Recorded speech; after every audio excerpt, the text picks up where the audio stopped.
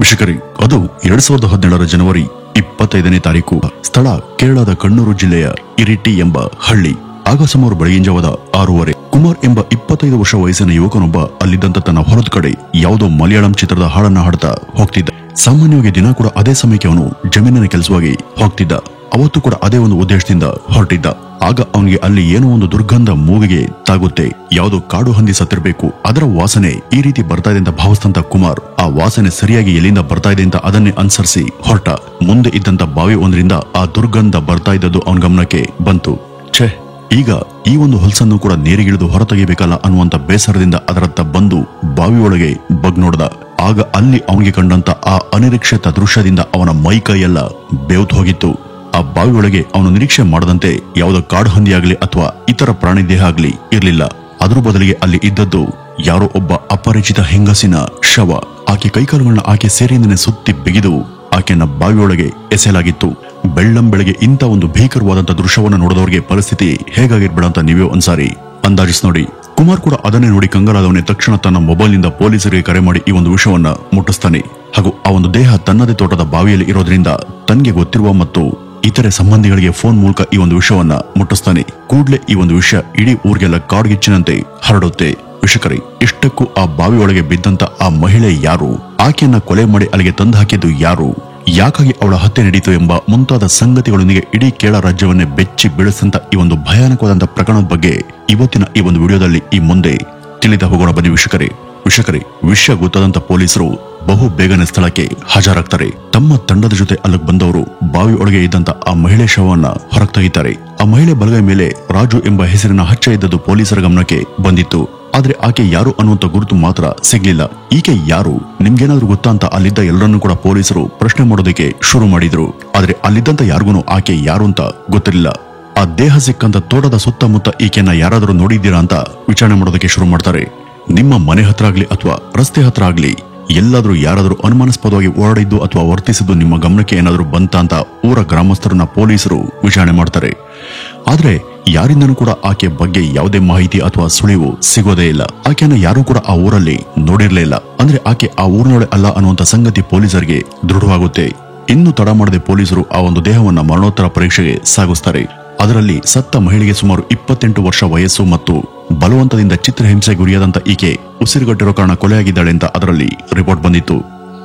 ಇದು ಕೊಲೆ ಅಂತ ಗೊತ್ತಾದಂತ ಪೊಲೀಸರಿಗೆ ಕೊಲೆ ಮಾಡಿದ್ದು ಯಾರು ಅನ್ನೋದಕ್ಕಿಂತ ಮೊದಲು ಕೊಲೆಯಾದವರು ಯಾರು ಅನ್ನುವಂತ ಮಾಹಿತಿ ಬೇಕಾಗುತ್ತೆ. ಅದು ಸಿಗದೆ ಹೋದಾಗ ಕೊಲೆಗಾರನ ಬೇಟೆಯಾಡೋದು ಅಸಾಧ್ಯ. ಹೀಗಾಗಿ ಮೊದಲು ಆಕೆ ಯಾರು ಅನ್ನೋದನ್ನ ಸಾಧ್ಯವಾದಷ್ಟು ಅವರು ಪತ್ತೆ ಹಚ್ಚೋದಕ್ಕೆ ಪ್ರಯತ್ನ ಪಡ್ತಾರೆ. ಆ ಊರಿನಲ್ಲಿ ಯಾರಿಗೂ ಕೂಡ ಆಕೆ ಯಾರೆಂಬುದು ಗೊತ್ತಿರಲಿಲ್ಲ. ಅವರು ಸುತ್ತಮುತ್ತ ಇದ್ದಂತ ಪೊಲೀಸ್ ಸ್ಟೇಷನ್ಗಳಲ್ಲಿ ಯಾವ್ದಾದ್ರು ಮಿಸ್ಸಿಂಗ್ ದೂರು ದಾಖಲಾಗಿದೆ ಅಂತ ಚೆಕ್ ಮಾಡ್ತಾರೆ. ಆದ್ರೆ ಅಂತ ಯಾವುದೇ ದೂರು ಎಲ್ಲೂ ಕೂಡ ದಾಖಲಾಗಿರೋದಿಲ್ಲ. ಪಕ್ಕದ ಊರಿನವ್ರಿಗೆ ಯಾರಾದ್ರೂ ಈಕೆ ಗೊತ್ತಿದೆಯಾ ಅಂತ ಅವರು ಆಕೆ ಫೋಟೋವನ್ನು ಹಿಡ್ಕೊಂಡು ಪಕ್ಕದ ಊರಿನಲ್ಲೂ ಕೂಡ ಪ್ರತಿಯೊಬ್ಬರನ್ನು ವಿಚಾರಿಸ್ತಾರೆ. ವಿಚಾರಣೆ ಸಮಯದಲ್ಲಿ ಬಹುತೇಕ ಎಲ್ಲರೂ ಕೂಡ ಆಕೆ ನಮ್ಗೆ ಗೊತ್ತಿಲ್ಲ ಅಂತ ಹೇಳಿದ್ರು ಕೂಡ ಆ ಒಬ್ಬ ಬೀದಿ ಬದಿಯ ಭಿಕ್ಷುಕ ಮಾತ್ರ ಈಕೆಯನ್ನ ನಾನು ನೋಡಿದ್ದೇನೆ ಅಂತ ತಿಳಿಸಿದ್ದ. ಅವನು ಆ ಊರಿನ ಹಳೆಯ ದೇವಸ್ಥಾನದ ಮುಂದೆ ಯಾವಾಗ್ಲೂ ಕೂತಿರ್ತಿದ್ದ. ಈ ಒಂದು ದೇವಸ್ಥಾನಕ್ಕೆ ಆಕೆ ಕೂಡ ಬರ್ತಾ ಇದ್ಲು. ಬಂದಾಗ್ಲೆಲ್ಲ ನನಗೆ ಆಕೆ ಏನಾದ್ರೂ ದಾನ ಧರ್ಮವನ್ನ ಮಾಡ್ತಿದ್ಲು. ಆಕೆ ನನಗೆ ಅಷ್ಟೋ ಇಷ್ಟು ಹಣವನ್ನ ಕೊಡುವಾಗ್ಲೆಲ್ಲ ಆಕೆ ಮೈ ಮೇಲೆ ಈ ರೀತಿಯ ಹಚ್ಚೆ ಹೆಸರು ಇದ್ದುದನ್ನ ನಾನು ತುಂಬಾ ಸಲ ನೋಡಿದ್ದೆ ಅಂತ ಅವನು ಪೊಲೀಸರಿಗೆ ಮಾಹಿತಿಯನ್ನ ಕೊಟ್ಟಿದ್ದ. ಅದಲ್ಲದೆ ಈಕೆ 2 ಮಕ್ಕಳ ಜೊತೆ ಕೂಡ ಇಲ್ಲಿಗೆ ಬರ್ತಾ ಇದ್ಲು ಅನ್ನೋದನ್ನು ಕೂಡ ಆತ ಹೇಳಿದ್ದ. ಇಷ್ಟು ವಿಷಯ ಸಿಕ್ಕಿದ್ಮೇಲೆ ಪೊಲೀಸರ ತನಿಖೆ ಚುರುಕಾಯಿತು. ಅವರು ಆ ಊರಲ್ಲಿ ತೀವ್ರವಾದಂತ ತನಿಖೆಯನ್ನ ಮಾಡಿದಾಗ ಆಕೆ ಅದೇ ಊರಲ್ಲಿ ಒಂದು ಬಾಡಿಗೆ ಮನೆಯಲ್ಲಿ ವಾಸ ಇದ್ಲು ಅನ್ನೋ ಸಂಗತಿ ಅವ್ರಿಗೆ ಗೊತ್ತಾಯ್ತು. ತಕ್ಷಣ ಆ ಮನೆ ಅಡ್ರೆಸ್ ಅನ್ನ ಹುಡುಕಿ ಅಲ್ಲಿಗೆ ಹೋಗಿ ನೋಡಿದಾಗ ಪೊಲೀಸರಿಗೆ ಆ ಮನೆ ಬೀಗ ಹಾಕಿದ್ದು ಗಮನಕ್ಕೆ ಬಂತು. ವಿಷಕರಿ, ನೀವು ಮಧುಮೇಹ ಸಂಬಂಧಪಟ್ಟಂತ ಕಾಯಿಲೆಗಳ ವಿರುದ್ಧ ಹೋರಾಟ ಮಾಡ್ತಿದ್ದೀರಾ, ನಿಮ್ಗೆ ಆಯಾಸ ಆಗ್ತಿದ್ಯಾ, ನೀವು ಅತಿಯಾಗಿ ತಿಂತಿದ್ದೀರಾ, ನಿಮ್ಗೆ ಮಲಬದ್ಧತೆ ಇದೆಯಾ? ಹಾಗಾದ್ರೆ ಚಿಂತೆ ಬಿಡಿ. ಶತಮಾನಗಳಿಂದನೂ ಕೂಡ ಕೇರಳದಲ್ಲಿ ಒಂದು ಕುಟುಂಬ ಪಾರಂಪರಿಕವಾಗಿ ಔಷಧಿಯನ್ನ ತಯಾರು ಮಾಡುವಂತ ಕಾರ್ಯದಲ್ಲಿ ತೊಡ್ಕೊಂಡ್ ಬಂದಿದೆ. ಅವರಿಂದ ತಯಾರಾದಂತ ಈ ಮೆಹಾಟೋನ್ ನಿಮ್ಗೆ ಒಂದು ಉತ್ತಮ ಆಯ್ಕೆ. ಇದು ಮಧುಮೇಹದಿಂದ ಉಂಟಾಗುವಂತ ಆರೋಗ್ಯ ಸಮಸ್ಯೆಗಳನ್ನ ತಡೆಗಟ್ಟುವ ಮೂಲಕ ಸಕ್ರಿಯ ಜೀವನ ಶೈಲಿಯನ್ನ ಕಾಪಾಡಿಕೊಳ್ಳೋದಕ್ಕೆ ಮೆಹಾಟೋನ್ ನಿಮ್ಗೆ ಅತ್ಯುತ್ತಮ ಆಯ್ಕೆ. ಇನ್ನು ಈ ಮೆಹಾಟೋನ್ ಅನ್ನ ಮೂಡುಬಿದಿರೆಯಲ್ಲಿ ಇರುವಂತ ಆಲ್ಫಾ ಹರ್ಬಲ್ ಲೆಗಸಿ ಕಂಪನಿಯವರು ನಿಮ್ಮ ಮನೆ ಬಾಗಿಲಿಗೆ ತಲುಪಿಸುವಂತ ಪ್ರಯತ್ನವನ್ನ ಮಾಡ್ತಿದ್ದಾರೆ. ಈ ಒಂದು ಪ್ರಾಡಕ್ಟ್ ನಿಮ್ಗೆ ಬೇಕಿದ್ದಲ್ಲಿ ಸ್ಕ್ರೀನ್ ಮೇಲೆ ಕಾಣ್ತಿರುವಂತ ಈ ನಂಬರ್ಗೆ ಕರೆ ಮಾಡಿ. ಅಥವಾ ಇವ್ರದ್ದು ಪ್ಲೇ ಸ್ಟೋರ್ ಅಲ್ಲಿ ಆಲ್ಫಾ ಸ್ಮಾರ್ಟ್ ಕಾರ್ಟ್ ಅಂತ ಒಂದು ಆಪ್ ಕೂಡ ಇದೆ. ಅದನ್ನು ಕೂಡ ನೀವು ಡೌನ್ಲೋಡ್ ಮಾಡಿಕೊಂಡು ಅದರ ಮುಖಾಂತರ ಆರ್ಡರ್ ಅನ್ನ ಮಾಡಬಹುದು. ಕೂಡಲೇ ಆ ಮನೆಯ ಓನರ್ ನಂಬರ್ ಪಡೆದು ಅವ್ರಿಗೆ ಕರೆ ಮಾಡಿ ನಡೆದಂತ ಎಲ್ಲಾ ವಿಷಯವನ್ನು ಕೂಡ ಅವ್ರಿಗೆ ವಿವರಿಸ್ತಾರೆ. ಅದನ್ನ ಕೇಳಿ ಅಚ್ಚರಿ ಪಡುವಂತ ಆ ಮನೆ ಓನರ್ ತಮ್ಮ ಹತ್ರ ಇದ್ದಂತ ಆ ಮನೆಯ ಡೂಪ್ಲಿಕೇಟ್ ಕೀಯನ್ನ ತಗೊಂಡು ತಕ್ಷಣ ಪೊಲೀಸರ ಬಳಿ ಬಂದಿದ್ದ. ಆ ಆ ಮನೆ ಬೀಗವನ್ನು ತೆಗೆದು ಒಳಗಡೆ ಎಲ್ಲಾ ಕಡೆ ಚೆಕ್ ಮಾಡಿದಾಗ ಪೊಲೀಸರು ಆ ಮನೆ ಓನರ್ ಹತ್ರ ಆಕೆ ಬಗ್ಗೆ ಇನ್ನಷ್ಟು ಮಾಹಿತಿಯನ್ನ ಕೇಳ್ತಾರೆ. ಆಗ ಆ ಮನೆ ಓನರ್, ಸರ್ ಆಕೆ ಹೆಸರು ಶೋಭಾ, 2015 ಡಿಸೆಂಬರ್ ತಿಂಗಳಿಂದನೇ ಆಕೆ ಈ ಮನೆಯಲ್ಲಿ ಬಾಡಿಗೆಗೆ ವಾಸ ಮಾಡ್ತಿದ್ಲು. ಅವ್ರ ಜೊತೆ 6 ವರ್ಷದ ಮಗ ಹಾಗೂ 3 ವರ್ಷದ ಒಂದು ಹೆಣ್ಮಗು ಕೂಡ ಇತ್ತು. ಬಹುಶಃ ಆ ಇಬ್ರು ಮಕ್ಕಳು ಆಕೆ ಮಕ್ಕಳೇ ಇರಬೇಕು. ಈಗ ಇಲ್ಲಿಗೆ ಬಂದ ನಂತರ 40 ವರ್ಷದ ಮಂಜುನಾಥ್ ಅನ್ನುವಂತ ವ್ಯಕ್ತಿ ಈಕೆ ಅಣ್ಣ ಅಂತ ಹೇಳ್ಕೊಂಡು ಇಲ್ಲಿಗೆ ಬಂದಿದ್ರು. ಅವರಿಂದ ನನಗೆ ಗೊತ್ತಾಗಿದ್ದು ಏನು ಅಂದ್ರೆ, ಈ ಶೋಭಾ ಮೂಲತಃ ಕರ್ನಾಟಕ ರಾಜ್ಯದ ತುಮಕೂರಿನವಳು. ಈ ಮೊದಲು ಇವರು ತಮ್ಮ ಪತಿಯ ಜೊತೆ ಅಲ್ಲೇ ಇದ್ರಂತೆ. ಆದ್ರೆ ಅಲ್ಲಿ ಏನೋ ಸಮಸ್ಯೆ ಉಂಟಾಗಿ ತಮ್ಮ ಗಂಡನ ಜೊತೆ ಇರೋದಕ್ಕೆ ಇಷ್ಟಪಡದಂತ ಅವರು ಇಲ್ಲಿಗೆ ಒಬ್ರೇ ಬಂದಿದ್ರು. ಇವ್ರ ಜೊತೆ ಆ ಮಂಜುನಾಥ್ ಕೂಡ ಬಂದು ಈ ಮನೆಯನ್ನ ಕೊಡಿಸಿ ಈ ಮನೆಗೆ ಅಡ್ವಾನ್ಸ್ ಹಣವನ್ನು ಕೂಡ ಅವರೇ ಕೊಟ್ಟು ಇದರ 2 ತಿಂಗಳ ಬಾಡಿಗೆ ಹಣವನ್ನು ಕೂಡ ನನಗೆ ಮುಂಗಡವಾಗಿ ಕೊಟ್ಟಿದ್ರು. ಹಾಗೂ ಈ ಒಂದು ಹಣ ಖಾಲಿ ಆದ್ಮೇಲೆ ಪ್ರತಿ ತಿಂಗಳು ಬಾಡಿಗೆ ಹಣ ನಾನೇ ಕೊಡ್ತೀನಿ, ನನಗೆ ದಯವಿಟ್ಟು ಪ್ರತಿ ತಿಂಗಳು ಕರೆ ಮಾಡಿ ಅದನ್ನ ನೆನಪಿಸಿ ಅಂತ ಅವರ ಫೋನ್ ನಂಬರ್ ಅನ್ನು ಕೂಡ ನನಗೆ ಕೊಟ್ಟಿದ್ರು. ಪ್ರತಿ ತಿಂಗಳು ನಾನು ಅವರಿಗೆ ಕರೆ ಮಾಡಿ ಫೋನ್ ಮಾಡಿದಾಗೆಲ್ಲ ನನ್ನ ಖಾತೆಗೆ ಅವರಿಂದ ಹಣ ಜಮೆ ಆಗ್ತಿತ್ತು. ಹಾಗೂ ಆಗಾಗ ಇಲ್ಲಿಗೆ ಬರ್ತಾ ಇದ್ದಂತ ಆ ಮಂಜುನಾಥ್ ಶೋಭಾಳನ್ನು ಕೂಡ ನೋಡ್ಕೊಂಡು 1-2 ದಿನ ಇದ್ ಹೋಗ್ತಿದ್ರು. ನನ್ಗೆ ಇವರಿಂದ ಯಾವುದೇ ಸಮಸ್ಯೆ ಇರಲಿಲ್ಲ. ಆದ್ರೆ ಕಳೆದ ಜುಲೈನಲ್ಲಿ ಇವರು ಬಾಡಿಗೆ ಹಣ ಕೊಡೋದನ್ನೇ ನಿಲ್ಸಿದ್ರು. ನಾನು ಅವ್ರಿಗೆ ಫೋನ್ ಮಾಡಿದ್ರು ಕೂಡ ಮಂಜುನಾಥ್ ನನ್ನ ಫೋನ್ ಕರೆಯನ್ನ ರಿಸೀವ್ ಮಾಡಲಿಲ್ಲ. ಆಗ ನಾನು ವಿಧಿ ಇಲ್ಲದೆ ಶೋಭಾರವ್ರ ಬಳಿನೇ ಬಾಡಿಗೆ ಹಣವನ್ನ ಕೇಳ್ಬೇಕಾಗಿ ಬಂತು. ಆಗ ಈ ಶೋಭಾ, ಸರ್ ನನ್ಗೆ ನಮ್ಮಣ್ಣ ಈ ರೀತಿ ಹಣವನ್ನ ಕೊಡೋದು ಅವನ ಹೆಂಡತಿ ಅಂದ್ರೆ ನನ್ನ ಅತ್ತಿಗೆಗೆ ಸ್ವಲ್ಪ ಕೂಡ ಇಷ್ಟ ಇಲ್ಲ. ಹಾಗಾಗಿ ಅವನು ಇತ್ತೀಚೆಗೆ ಹಣ ಕೊಡೋದನ್ನ ನಿಲ್ಸಿದ್ದಾನೆ. ನೀವು ಈ ತಿಂಗಳು ಬಾಡಿಗೆ ಹಣವನ್ನ ಅಡ್ವಾನ್ಸ್ ಹಣದಲ್ಲಿ ಕಡಿತ ಮಾಡ್ಕೊಳ್ಳಿ, ಮುಂದಿನ ತಿಂಗಳು ಹೇಗಾದ್ರೂ ಮಾಡಿ ನಿಮ್ಗೆ ಬಾಡಿಗೆ ಹಣ ನಾನೇ ವ್ಯವಸ್ಥೆ ಮಾಡ್ತೀನಿ ಅಂತ ಮನವಿಯನ್ನ ಮಾಡ್ಕೊಂಡಿದ್ಲು. ಆದ್ರೆ ಇದಾದ್ಮೇಲೆ ಅವರು ಕೊಟ್ಟಿದ್ದಂತ ಅಡ್ವಾನ್ಸ್ ಹಣ ಎಲ್ಲ ಆ ಬಾಡಿಗೆ ಹಣಕ್ಕೆನೆ ಸರಿ ಹೋಯ್ತು. ಹಾಗಾಗಿ ನಾನು ಮುಂದಿನ ಬಾಡಿಗೆ ಹಣವನ್ನ ಈ ಶೋಭಾ ಬಳಿನೇ ಕೇಳೋದಕ್ಕೆ ಶುರು ಮಾಡಿದೆ. ಆದ್ರೆ ಎಷ್ಟು ಸಲ ಕೇಳಿದ್ರು ಕೂಡ ಆಕೆ ಹಣ ಕೊಡೋದಕ್ಕೆ ರೆಡಿ ಇರಲಿಲ್ಲ.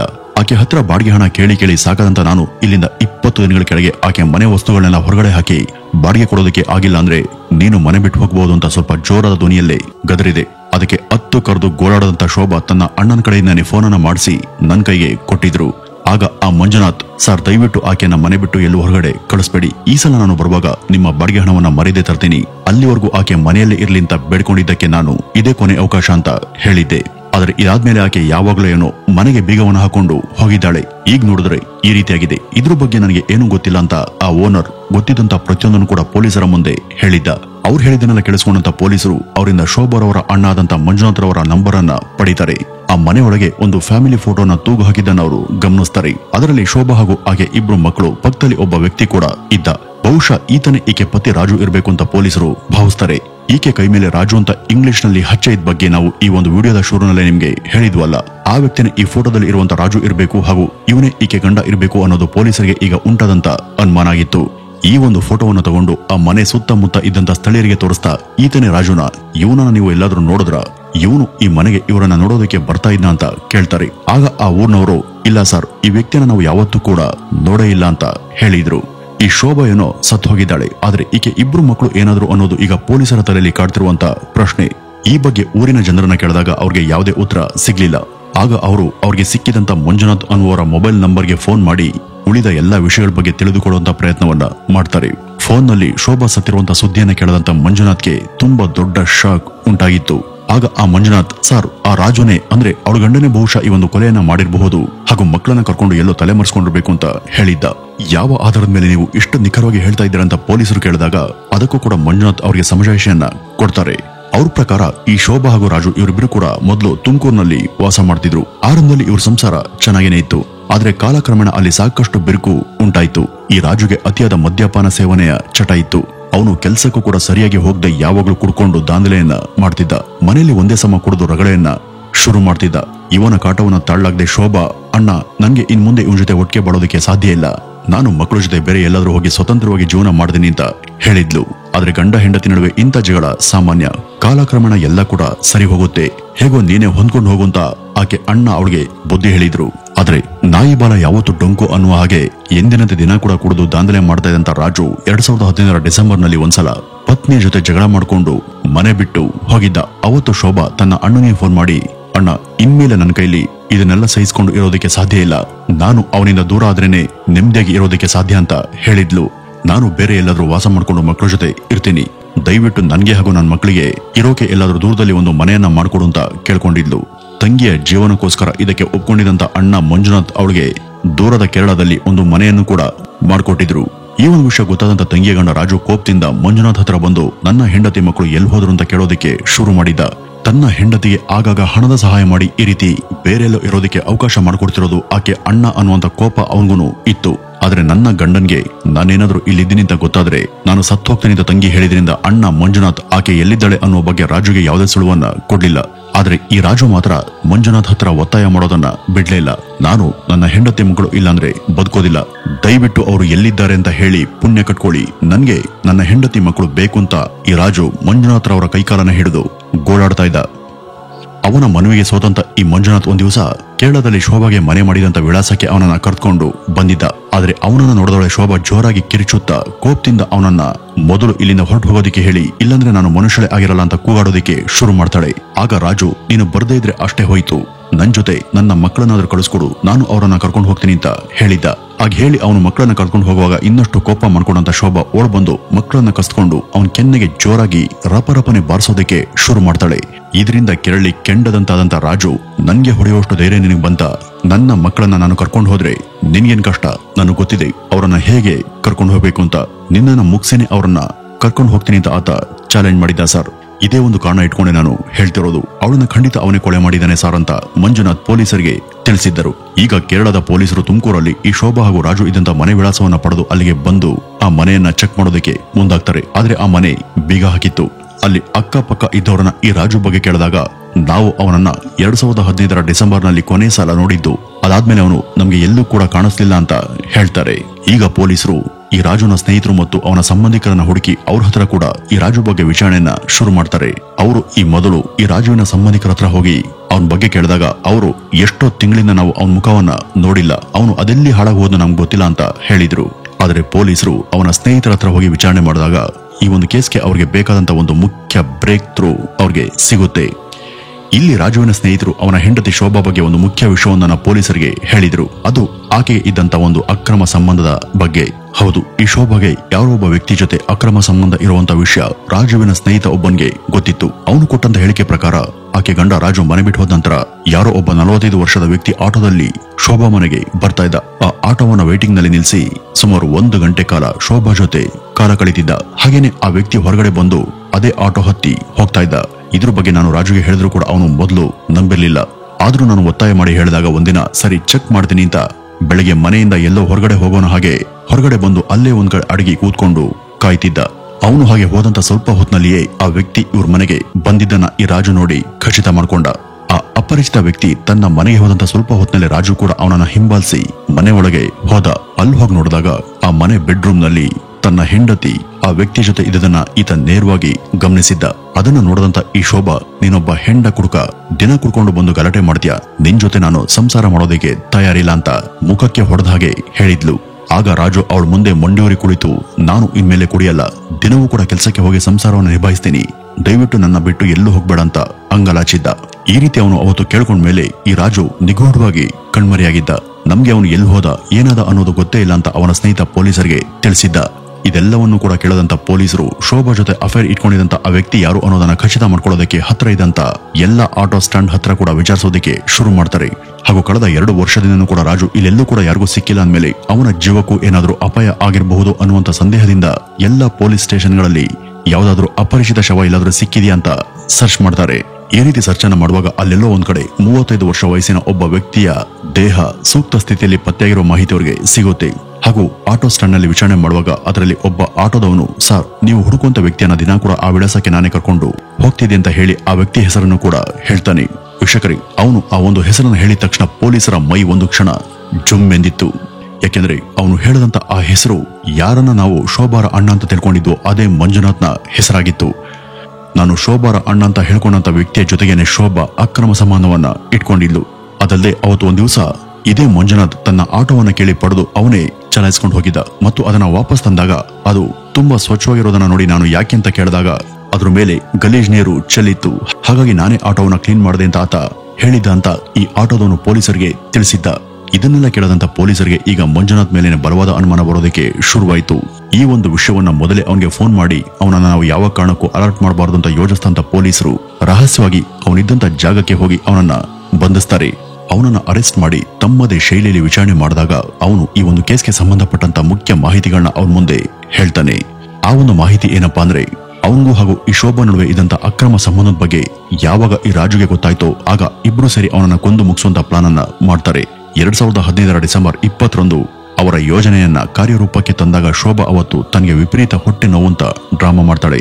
ಆಗ ತಕ್ಷಣ ರಾಜು ಹೊರಗಡೆ ಹೋಗಿ ಒಂದು ಆಟೋವನ್ನ ತರ್ತಾನೆ. ಆ ಆಟೋದಲ್ಲಿ ಮೊದಲೇ ಮಂಜುನಾಥ್ ರೆಡಿಯಾಗಿ ಕೂತಿದ್ದ. ಇವರಿಬ್ಬರ ಪ್ಲಾನ್ ಬಗ್ಗೆ ಗೊತ್ತಿಲ್ಲದಂತ ಆ ರಾಜು ಆ ಆಟೋಗೆ ಅವಳನ್ನ ಹತ್ಸಿ ಆಸ್ಪತ್ರೆ ಕಡೆ ಹೋಗೋದಿಕ್ಕೆ ಹೇಳಿದ್ದ. ಆದ್ರೆ ದಾರಿ ಮಧ್ಯ ಆ ಆಟೋ ಆಸ್ಪತ್ರೆಗೆ ಹೋಗೋ ಬದಲು ಯಾವುದೋ ಕಾಡಿನ ಕೊರಕಲು ಹಾದಿಯನ್ನ ತುಳಿದಿತ್ತು. ಈ ರಾಜುಗೆ ಅನುಮಾನ ಬಂದು ಅಲ್ಲೊಂದ್ ಕಡೆ ಗಾಡಿಯನ್ನ ನಿಲ್ಲಿಸೋದಕ್ಕೆ ಹೇಳಿದಾಗ ಕೆಳಗಿಳಿದಂತ ಮಂಜುನಾಥ್ ಅವನನ್ನ ಬಲವಂತದಿಂದ ಹಿಡ್ಕೊಂಡು ಒಂದು ಹಗ್ಗದಿಂದ ಅವನ ಕತ್ತಿನ ಸುತ್ತ ಬಿಗಿದು ಅವನನ್ನ ಉಸಿರುಗಟ್ಟಿಸಿ ಸಾಯಿಸೋದಕ್ಕೆ ಟ್ರೈ ಮಾಡ್ತಾನೆ. ಅಲ್ಲಿವರೆಗೂ ಆಟೋದಲ್ಲಿ ಹೊಟ್ಟೆ ನೋವು ಅಂತ ನಾಟಕ ಮಾಡ್ತಿದ್ದಂತ ಶೋಭಾ ಈಗ ಕೆಳಗಿಳಿದು ರಾಜು ಕಾಲನ್ನ ಅಲ್ಲಾಡಿಸ್ತಾ ಇರ್ಲಿಂತ ಅವನ ಕಾಲುಗಳನ್ನ ಬಲವಾಗಿ ಅದುಮಿ ಹಿಡಿತಾಳೆ. ನೋಡ್ತಾಳೆ ಈ ರಾಜು ಉಸಿರಾಟದ ತೊಂದರೆಯಿಂದ ಆತನ ಜೀವ ಹಾರ್ಹೋಗುತ್ತೆ. ಆಗ ಇಬ್ರು ಸೇರಿ ಅವನ ದೇಹವನ್ನ ಕಾಡಿನ ಪೊದೆಯೊಂದರ ಬಳಿ ಎಸ್ತು ಅವನ ಮೈ ಮೇಲೆ ಪೆಟ್ರೋಲ್ ಸುರಿದು ಬೆಂಕಿಯನ್ನ ಹಚ್ಚುತ್ತಾರೆ. ಇಲ್ಲಿ ತಾನು ಆಕೆಗೆ ಅಣ್ಣ ಅಂತ ಹೇಳ್ಕೊಂಡು ಪ್ರತಿ ತಿಂಗಳು ಅವಳಿಗಾಗಿ ಬಾಡಿಗೆ ಹಣವನ್ನ ಅವನು ಖರ್ಚು ಮಾಡ್ತಿದ್ದ ಹಾಗೂ ಸಾಧ್ಯ ಆದಾಗ್ಲೆಲ್ಲ ಅವಳನ್ನು ನೋಡ್ಕೊಂಡು ಅಲ್ಲಿ ಒಂದಿನ ಇದ್ದು ಬರ್ತಿದ್ದ. ಆದ್ರೆ ಮುಂದೆ ಅವನಿಗೆ ಅಲ್ಲೊಂದು ಸಮಸ್ಯೆ ಎದುರಾಯ್ತು. ಅದೇನು ಅಂದ್ರೆ ಈಗಾಗಲೇ ಒಂದು ಮದುವೆಗೆ 3 ಮಕ್ಕಳ ತಂದೆಯಾದಂತ ಅವನಿಗೆ ಶೋಭಾಳಿಗೆ ಖರ್ಚು ಮಾಡೋದಕ್ಕೆ ಹಣದ ಸಮಸ್ಯೆ ಉಂಟಾಗುತ್ತೆ. ಯಾವಾಗ ಈ ಸಮಸ್ಯೆ ಆಯ್ತೋ ಆಗ ಅವನು ಅವಳಿಗೆ ಹಣ ಕೊಡೋದನ್ನ ನಿಲ್ಲಿಸ್ತಾನೆ. ಇದರಿಂದ ಈಗ ಶೋಭಾ ಕೂಡ ಅವನಿಗೆ ಫೋನ್ ಮಾಡಿ ಹಣ ಕೊಡುವಂತೆ ಪೀಡಿಸೋದಿಕ್ಕೆ ಶುರು ಮಾಡ್ತಾಳೆ. ಅವನು ತನ್ನ ಕಷ್ಟವನ್ನ ಆಕೆಗೆ ಹೇಳಿದ್ರು ಕೂಡ ಕೇಳದಂತ ಆಕೆ ನನಗೂ ನಿನಗೂ ಇರುವಂತ ಅಕ್ರಮ ಸಂಬಂಧದ ಬಗ್ಗೆ ನಿನ್ನ ಹೆಂಡತಿಗೆ ಹೇಳ್ತೀನಿ ಅಂತ ಬೆದರಿಸೋದಕ್ಕೆ ಶುರು ಮಾಡ್ತಾಳೆ. ಇದರಿಂದ ಈಗ ಪೇಚಿಗೆ ಸಿಕ್ಕಾಕೊಂಡಂತ ಮಂಜುನಾಥ್ ಅವಳನ್ನು ಕೂಡ ಕೊಂದು ಮುಗಿಸಿದ್ರೆ ಸಮಸ್ಯೆನೇ ಇರಲ್ಲ ಅನ್ನುವಂತ ನಿರ್ಧಾರಕ್ಕೆ ಬಂದಿದ್ದ. ಅವಳನ್ನ ಮುಗಿಸೋದೆ ಸರಿ ಅಂತ 2017 ಜನವರಿ 20ನೇ ತಾರೀಕು ಡಿಸೈಡ್ ಮಾಡದಂತ ಅವನು ಅದರಂತೆನೆ ಪ್ರತಿ ಸಲ ಅವಳನ್ನ ನೋಡೋದಕ್ಕೆ ಬರೋಣ ಹಾಗೆ ಅವತ್ತು ಕೇರಳಕ್ಕೆ ಬಂದಿದ್ದ. ಮಂಜುನಾಥ್ ಈ ಸಲ ಮಾತ್ರ ಯಾರಿಗೂ ಗೊತ್ತಾಗದ ಹಾಗೆ ಗುಟ್ಟಾಗಿ ಕಳ್ಳನ ರೀತಿ ಬಂದಿದ್ದ. ಅವಳ ಮನೆಗೆ ಬಂದು ನಾಟಕ ಮಾಡೋದಕ್ಕೆ ಶುರು ಮಾಡದಂತ ಈ ಮಂಜುನಾಥ್ ಅವಳ ಹತ್ರ ಕ್ಷಮೆ ಕೇಳಿ ಅವತ್ತು ಇಡೀ ದಿನ ಅವಳ ಜೊತೆನೆ ಕಾಲ ಕಳೆದು ಅಲ್ಲಿದ್ದಂತ ರೂಮ್ ಒಂದರಲ್ಲಿ ಮಲಗೋದಿಕ್ಕೆ ಹೋದ. ಆದ್ರೆ ಅವನ ಉದ್ದೇಶ ಅಲ್ಲಿ ನೆಮ್ಮದಿಯಿಂದ ಮಲಗೋದು ಆಗಿರ್ಲಿಲ್ಲ. ಅವನ ಮನಸ್ಸಲ್ಲಿ ಅಲ್ಲಿದ್ದಷ್ಟೊತ್ತು ಅವಳನ್ನ ಯಾವಾಗ ಕೊಲೆ ಮಾಡ್ತೀನೋ ಅನ್ನುವಂತ ಆತುರ ಜಾಸ್ತಿನೇ ಇತ್ತು. ಇದೇ ಕಾರಣಕ್ಕೆ ಊಟ ಆದ್ಮೇಲೆ ನಿದ್ರೆ ಮಾಡೋನ್ ಹಾಗೆ ನಟಿಸಿದ್ದ. ಮಧ್ಯರಾತ್ರಿಯಲ್ಲಿ ಎಚ್ಚರಗೊಂಡಂತ ಈ ಮಂಜುನಾಥ್ ತನ್ನ ಪಕ್ಕ ಮಲಗಿದಂತ ಶೋಭಾಳ ಸೀರೆ ಸೆರಗಿನಿಂದಲೇ ಅವಳ ಕುತ್ತಿಗೆಯನ್ನ ಬಲವಂತವಾಗಿ ಹಿಡಿದು ಉಸಿರುಗಟ್ಟಿಸಿ ಮುಗಿಸಾಕ್ತಾನೆ. ಅವಳಿಗೆ ಸಾಯುವಾಗ ಅವತ್ತು ತನ್ನ ಗಂಡನು ಕೂಡ ಇದೇ ರೀತಿ ನರಳಿ ಸತ್ತಿರಬಹುದು ಅಲ್ವಾ ಅಂತ ಅನ್ಸಿತ್ತೋ ಏನೋ ಗೊತ್ತಿಲ್ಲ. ಆದ್ರೂ ಕೂಡ ಅವಳ ದೇಹದಿಂದ ಅವಳ ಜೀವ ಹಾರ್ಹೋಗಿತ್ತು. ಈಗ ಅವಳ ದೇಹವನ್ನ ಏನ್ ಮಾಡೋದು ಅಂತ ಯೋಚಿಸ್ತಾ ಕುಳಿತಂತ ಈ ಮಂಜುನಾಥ್ಗೆ ತಾನು ತುಮಕೂರಿನಿಂದ ಕೇರಳಕ್ಕೆ ಬರುವಂತ ದಾರಿ ಮಧ್ಯ ಕುಮಾರ್ ಎಂಬ ವ್ಯಕ್ತಿಯ ಹೊಲ ಮತ್ತು ಅಲ್ಲಿದ್ದಂತ ಬಾವಿ ಪ್ರತಿ ಸಲ ಆತನ್ಗೆ ಕಾಣಿಸ್ತಾ ಇತ್ತು. ಈ ಒಂದು ಶವನ್ನ ಡಿಸ್ಪೋಸ್ ಮಾಡೋದಕ್ಕೆ ಈ ಒಂದು ಬಾವಿನೇ ಸೂಕ್ತ ಜಾಗ ಅಂತ ಅವನು ಅಲ್ಲೇ ಅಂದ್ಕೊಂಡು ಹಾಗೂ ಆ ದೇಹವನ್ನ ರಹಸ್ಯವಾಗಿ ಹೊರಗಡೆ ತಗೊಂಡು ಆ ಬಾವಿ ಹತ್ರ ಹೋದಂತ ಮಂಜುನಾಥ್ ಅದರೊಳಗೆ ಅದನ್ನ ಹಾಕಿದ್ದ. ಪೊಲೀಸರ ಬಳಿ ಇಷ್ಟೆಲ್ಲ ಮಾಹಿತಿಯನ್ನ ಕೊಟ್ಟ ಅವನ ವಿಚಾರಣೆ ಕೇಳಿ ಅವರೇ ಸುಸ್ತಾಗಿ ಹೋಗಿದ್ರು. ಅದೆಲ್ಲ ಸರಿ, ಆ ಮಕ್ಕಳನ್ನ ಏನ್ ಮಾಡಿದೆ, ಅವರನ್ನು ಏನಾದರೂ ಕೊಲೆಗಿಲೆ ಮಾಡಿದೆ ಅಂತ ಕೇಳಿದಾಗ ಅದಕ್ಕೆ ಒಂದು ಕ್ಷಣ ಸುಮ್ನಿದಂತ ಆತ ಇಲ್ಲ ಸರ್, ನನ್ಗೆ ಆ ಮಕ್ಕಳನ್ನ ಕೊಲ್ಲೋದಕ್ಕೆ ಯಾಕೋ ಮನ್ಸ್ ಬರ್ಲಿಲ್ಲ, ಹೀಗಾಗಿ ಅವರನ್ನು ಕೂಡ ಜೊತೆಗೆ ಕರ್ಕೊಂಡು ಬೆಂಗಳೂರಿಗೆ ಹೋದೆ. ಅಲ್ಲಿ ಮುಂಬೈ ಟ್ರೈನ್ ಅನ್ನ ಹತ್ಸಿ ಅವ್ರಿಗೆ ಹಾಲು ಬಿಸ್ಕೆಟ್ ಅನ್ನ ಕೊಟ್ಟು ಮಲಗಿಸಿ ದಾರಿ ಮಧ್ಯೆ ನಾನು ಅವ್ರಿಗೆ ಹೇಳ್ದೆ ಕೇಳದೆ ಇಳ್ಕೊಂಡೆ. ಹಾಗೆ ಹೇಳಿದವನೇ ಮತ್ತೆ ನಾನು ಬೆಂಗಳೂರಿಗೆ ಬಂದು ತುಮಕೂರನ್ನ ಸೇರ್ಕೊಂಡೆ ಅಂತ ಹೇಳಿದ್ದ.